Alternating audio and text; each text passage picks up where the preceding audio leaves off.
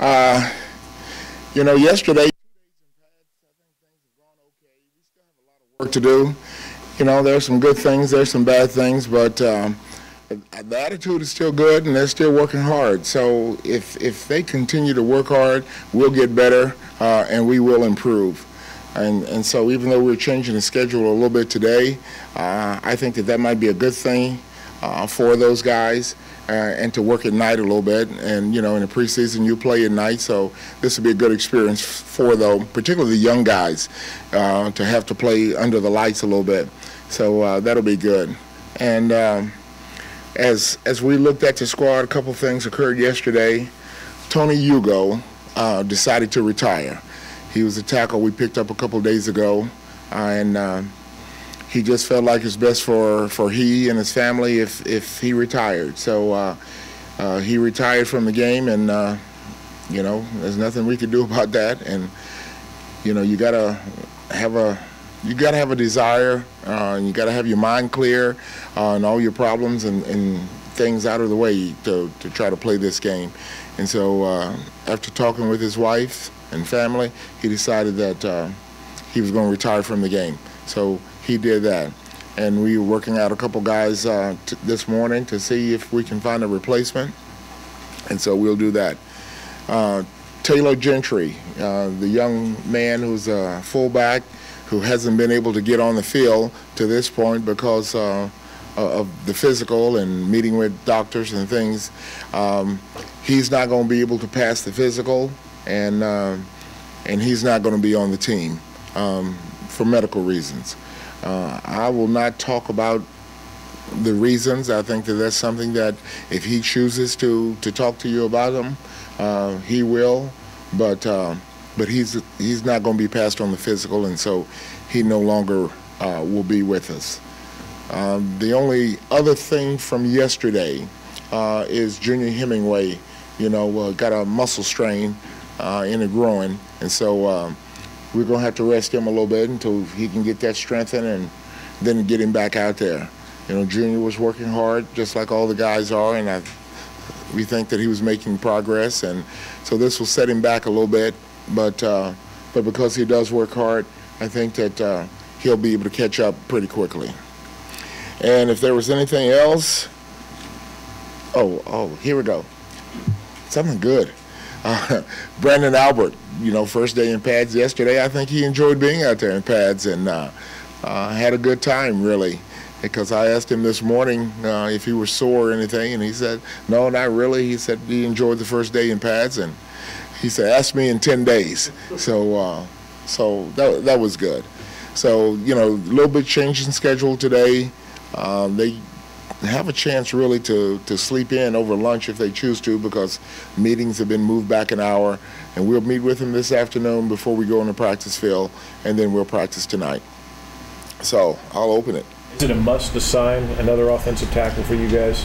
Not a must, but I think that it wouldn't hurt us to do that, because I think that we're in a similar situation at that tackle spot that we were in with the outside linebacker spot. If you get one guy that goes down now, then you're pretty thin. So we'll probably try to replace the position. With a veteran guy? Well, the best we can get. So we'll see what it is. What about the fullback as well? Will you look at Well, we'll look to see what's out there, and then we'll make a decision about what we're going to do at that spot.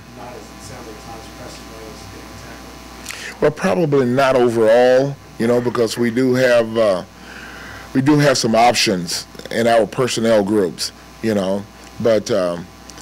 we've worked out a couple guys and looked at them, and so we're going to decide what we think we need to do and then go from there. Which guys do you anticipate won't be able to practice tonight? Hemingway. He's the only one? Well, Silo? No, Silo was out there this morning, and that surprised me, They were resting him yesterday, and he was on crutches in the meeting, and then today he's walking around like a spring chicken. So I think that he'll probably get some reps today, because he took them, in the walkthrough. Now I know the walkthrough and practice is different. I think that our only consideration for tonight or for our injured guys who are coming back from those major injuries. You know, Jamal, Tony, and Barry. How many reps do you give them when you're on the turf? You know, and so we might limit their reps, but I think everybody else should be out there. Is this offense, is it going to require you to carry a true fullback? I mean, Vannon's really the only true fullback I think that's left on the roster. I mean, are you considering options where other guys could fill in at that spot, or you know, go away from it a little bit more? Well, I think you have to consider all your options, you know, basically all the time, and because you have to be able to operate. You know, you can't let one position hold you hostage, and so we have discussed options. And if something happens, we'll be prepared. Speaking of options, that's Newman Cluster. Is he kind of a man without a country? I mean, he's been a jack of all trades, but just should a guy be in one position and master that, or just how do you see him between slot receiver, running back, wide, kick return? Well, all of those things and all of those positions that he plays, he makes a contribution and he can help the team. So I think that's how you look at it. If he can help the team, you play him there. And the other thing is if he can handle all the positions, you know, because when you have multiple positions, you got to learn a lot more. And if he can handle all the learning, which he seems to be able to do, then you use him because he can help us win. Where do you like him best? In the end zone. That's where I like him best, and I think he has the capability of you know, of getting there. You know, as a slot receiver, as a running back, as a kick returner. So you know, all of those things, he'll be helpful to us. John, how much more difficult is it to, and I know you're just getting started on this process, but to evaluate your roster with the limit on the minutes you can practice, the time you can practice, and the contact practices? Is that going to make it more difficult to make these cuts? And is it possible that some younger guys get left behind because they don't get the repetitions they need to make progress? Yeah, that's a possibility. You know, but like I told the young guys, well, I told all of them, but particularly the young guys, because I was speaking to those guys, that you have to take advantage of every rep you get. You might not get as many reps as you want, but the ones you get, take advantage of it, because chances are you're going to play in one of these preseason games, and what you're able to do there will have an impact on whether you can make the team or where you're going to fit, you know, as possibly a practice squad candidate. So they all got the message, and I think that they are all going to work and do the best they can, and we'll have to see how it plays out. You know, there's no magical answer. As coaches, we have to determine who we think is best for the team and that can help us the most. And some guys are going to get left by the wayside. We're going to probably cut somebody who's going to go somewhere else and make another team and do good. You know, but that's part of the business that we're in, and you make the decision that you have to make at that point in time and move forward. Do you structure tonight any different with the idea that it's night under the lights and it has that preseason feel with the crowd? So do you make it more like a preseason game than you would a 3:20 afternoon workout? No, it's just going to be a night practice. That's all it is. And we're going to go through the same routine. You know, we're going to walk through, we're going to stretch, we're going to do individual, and then we're going to start doing our group stuff, our 9-on-7s, our 7-on-7s, you know, and our team things that we have scripted. And it's just a night practice. You know, we were able to talk to Boss and Moyaki today. What is it about two tight end sets that put a strain on the defense, that give offenses advantages from a defensive perspective? Well, basically, they can become several personnel groups. You know, you can be balanced 2-by-2. You can be balanced 2-by-2 with the two wide receivers together and the two tight ends together. You can really be what we call 21 personnel, a two-back look. You can be that. You can be what we call 11 personnel, a 3 wide receiver look. And so from the defensive standpoint, having to defend all of those different looks with one personnel group kind of makes it tough, you know. So you have to decide, do you want to play with our regular defense versus those guys, or do you want to play your sub defense versus that group? And that makes it kind of tough, because they can do they can do whatever they want. So if you put your regular defense out there, then they'll probably throw it a little bit more. If you put your sub out there, they'll probably run it a little bit more. You know, so and that's the dilemma that you face. How much of a priority was it for you to get a second guy so you could do those kinds of things offensively? Well, it was a big priority, you know, as it turned out.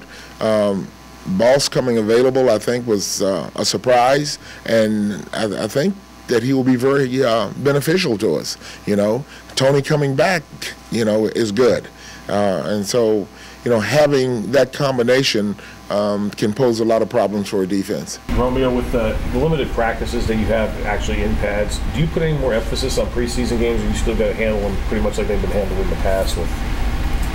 Well, I think I think you still handle them the same way, you know, because you do need to evaluate your young guys. All right, so you give your veterans a little bit, then you evaluate the young guys, and then you add to the veterans as you go through the preseason.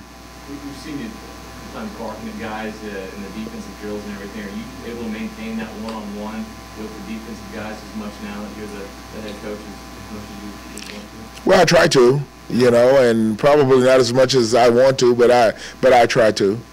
At least once during your practice, you bring the team together for a little campfire discussion or something. We certainly can't hear what's being talked about, but are those teaching moments for you, or is that just a way to give them a little more of a blow and a rest? And what's your method behind that? Well, they could be teaching moments, you know, and also they're generally, I try to tell them the schedule and what's going on, and you know, if I need to make a point about something, you know, I can make the point at that time while I have everybody there and everybody's attention.